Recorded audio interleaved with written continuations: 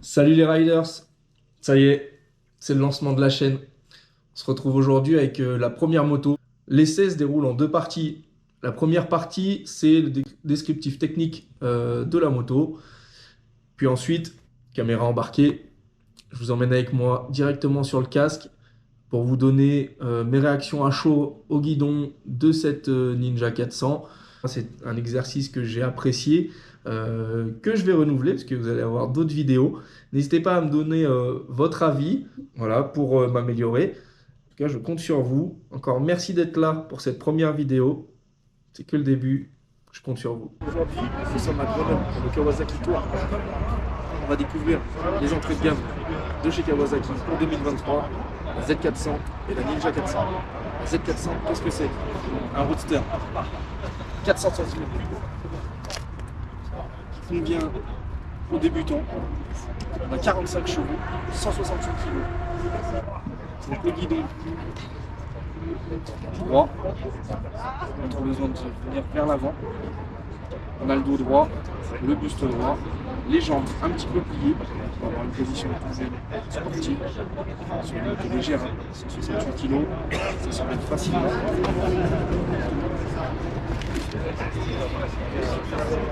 La Ninja 400, qui est un peu plus caménée, avec des demi-guidons pour lui donner un air de sportive comme la grande sœur de la gamme, la ZX10R. On est donc légèrement sur l'avant, un peu plus que sur le roadster, hein. C'est normal. Mais on a une position tout à fait confortable puisque les demi-guidons sont au-dessus du tête-fourche, comme vous pouvez le constater sur la vidéo. Ce sont des moteurs qui sont motorisés par un cylindre, deux cylindres qui totalisent 399 cm3, 45 chevaux, pour un réservoir de 14 litres. On retrouve à l'avant un simple disque pétale de 310 mm, équipé de l'ABS, bien sûr, sur le moto depuis 2016, et à l'arrière, un simple disque de 250 mm. À l'arrière, on retrouve un double piston ici au niveau de l'étrier, et à l'avant, un double piston ici pour l'étrier aussi. Au niveau des commandes, tout est très simple. On va avoir un commutateur pour les clignotants, le klaxon et les pleins phares sur le commando de gauche, sur le commando de droite, votre coupe-circuit et votre démarrage. La boîte à huile est très bien faite. Vous retrouvez l'indicateur de rapport engagé, votre vitesse, le kilométrage, un trip 2 et une jauge à essence. Maintenant, je vais aller m'équiper, on va passer sur la route et je vous passe sur mon casque. C'est parti. Cette fois-ci, on est au guidon de la Ninja 400. Donc, la petite sportive de chez Kawasaki. Première impression, ça fait bizarre. Les rétroviseurs sont placés assez loin.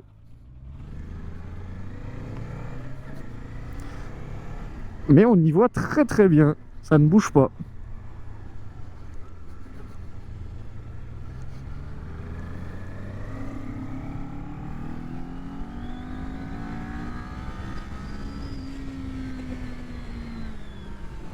On m'avait prévenu que ça prenait des tours, je pensais pas autant. Oh la bombinette! Faut juste le temps qu'elle soit dans les tours, mais quand elle est dans les tours, ça marche plutôt bien, hein. Ah ouais, faut être dans les tours en fait.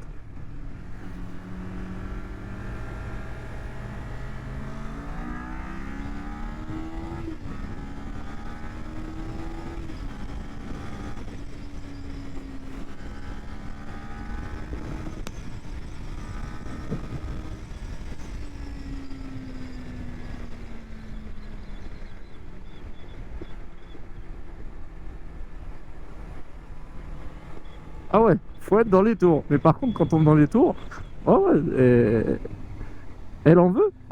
Elle en veut, elle en donne.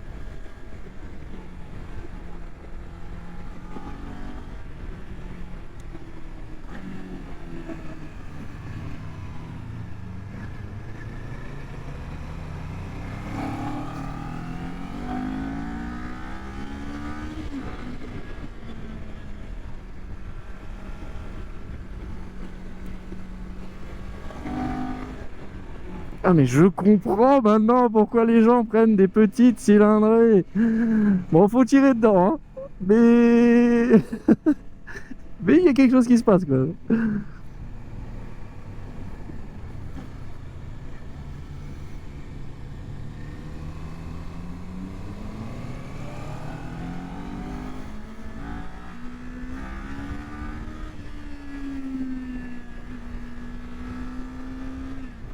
Ah, c'est vraiment fun, hein.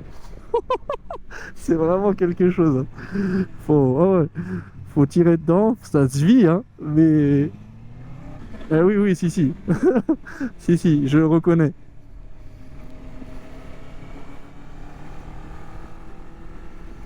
On bouge très facilement sur la moto, ce qui permet de venir déhancher et de sortir la fesse.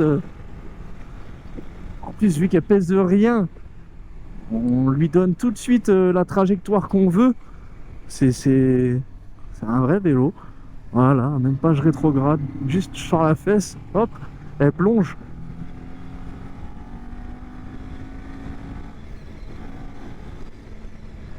Puis ce petit bicylindre, ouais, j'étais en quatrième, ça repart, hein.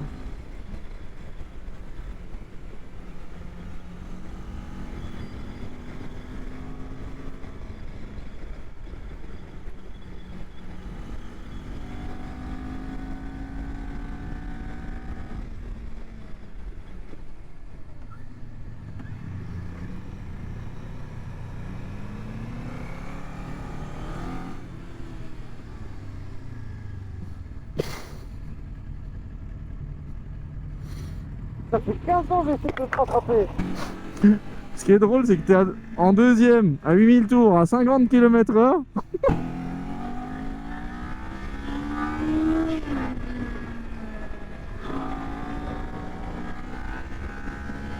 Oh là là, mais l'agilité!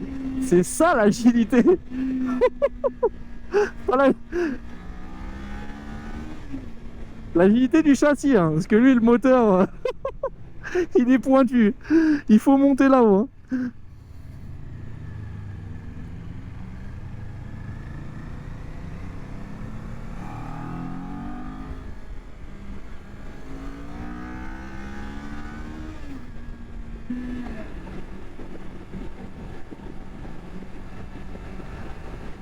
Oh là là là là là là là là. Non, non, non, mais vraiment, vraiment, on est sur une très bonne moto, hein. Pour débuter, je dirais même une moto qui donne envie de rouler, hein.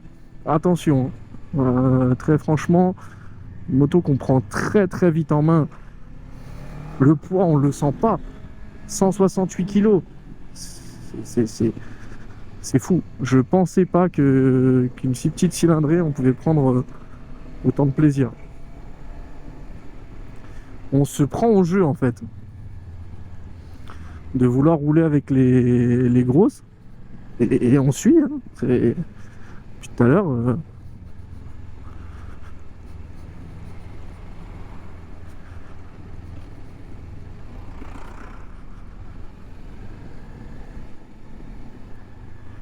moi qui aime bien les tracteurs, là je suis surpris. Parce que très franchement, ah oui, en bas, hein, clairement il n'y a rien qui se passe, hein. Il faut être dans les tours. Mais une fois que vous êtes dans les tours, c'est une moto qui s'emmène très bien, très facilement. J'avais peur de la sonorité et finalement, ça va. Ça va parce que c'est un bicylindre. Étonnante, pétillante. Et franchement, j'ai passé un bon moment, moi, avec cette moto. C'était vraiment une moto très agréable à conduire. Au niveau du caractère, moi, j'ai bien aimé. Faut vraiment être ouais, dans les tours. De toute façon, la fiche technique en elle-même parle, puisque la Ninja développe 45 chevaux et on atteint cette puissance à 10 000 tours. Lui, le couple maximum qui est de 30 Nm, il arrive à 9 000 tours. Donc de toute façon, en bas, ça va être souple. On peut trouver aussi sur cette moto, c'est son agilité. Moindre mouvement de corps sur la moto va lui donner une direction, et ça, c'est très agréable. Pas l'impression de se battre avec la moto, non, loin de là. Après, c'est son poids, 168 kg tout plein fait, qui va jouer et qui fait justement ce comportement. Et la position de conduite, vu qu'on est au-dessus des têtes de fourche, bah, c'est agréable, on n'est pas cassé. Voilà, alors après, pour ceux qui veulent vraiment du sport, ça va manquer un peu de sportivité. Mais en tout cas, on peut faire une bonne journée de balade. On ne sera pas gêné par la position de conduite. En revanche, pour une moto en 2023, je trouve qu'elle manque de techno. Alors, on n'a pas l'écran TFT qu'on va pouvoir retrouver notamment chez les concurrentes. On n'a pas de prise USB pour pouvoir charger son téléphone ou son GPS. Donc ça, c'est le petit point négatif sur cette moto-là. C'est plutôt voilà, la technologie embarquée qui est manquante pour une moto en 2023 qui vaut quand même 6 750 €. Ce qu'elle propose est vraiment pas mal du tout. Au niveau de la concurrence pour cette moto-là, parce que oui, des petites sportives, il y en a. En bicylindre, on va retrouver également la Yamaha R3. Voilà, donc elle développe 42 chevaux, donc 3 chevaux de moins. Mais c'est pareil, c'est des chevaux qu'il faut aller chercher assez haut, puisque les 42 chevaux, ils sont délivrés à 10 750 tours. Et elle a un couple, elle a moins de couple, parce qu'elle a 30 Nm de couple. La R3, elle fait 167 kg. Donc là-dessus, c'est comparable. Au niveau du tarif, on est à 6 899 €. Après, il y a la KTM. Et là, il y a une différence. La KTM, c'est un monocylindre qui fait 44 chevaux à 9000 tours. Donc c'est un mono 1. Là, 9000, vous serez vraiment dans le haut du compteur. Vous ne pourrez pas aller chercher plus loin. Et elle a un couple de 39 Nm à 7000 tours. Donc vous voyez, déjà le couple maximum arrive 2000 tours plus tôt. Ça, c'est intéressant. Pour un poids quasi similaire, 164 kg tout plein fait. Mais un prix un peu plus cher. On est sur 7 299 €. Par contre, là, en effet, c'est une moto qui a été renouvelée en 2022. Donc, elle embarque un écran TFT. Voilà, une petite Autrichienne à essayer. Après, on retrouve la Honda CBR 500. Alors, CBR 500, voilà, ça fait quand même 100 Nm de plus. 100 Nm. 100 cm3 de plus. Pour moi, au niveau du gabarit, on n'est pas sur la même moto. Déjà, on le voit au niveau du poids. Hein. On n'est plus sur des 160, entre 160 et 168 kg. On est à 192 kg tout plein fait. Ça fait quand même presque 30 kg de plus. Ce qui n'est pas négligeable. On a 47,5 chevaux à 8500 tours. Mais on a 45 Nm de couple. Donc, ce qui est largement mieux, à 6500 tours. Donc, beaucoup plus tôt. Ce ne sera pas du tout le même caractère. Vous n'irez pas chercher haut dans les tours. Et là, on a le tarif. Bon, c'est la plus chère. Hein. C'est celle à 7349 €. En même temps, on a un 500 cm3 d'un autre gabarit. Et il y a la petite nouvelle. La CF Moto SR 450. Elle fait 47,5 chevaux à 9500 tours. Donc pareil, hein, on vient chercher quand même haut dans le contour. Et elle délivre 39 Nm de couple à 7600 tours. Donc un petit peu comme la KTM. Mais c'est un bicylindre calé à 270 degrés comme la MT-07, comme la GSX 8S, comme la Hornet. Voilà, comme c'est devenu un petit peu la norme. Et elle fait 180 kg, un peu plus de 180 kg, tout plein fait.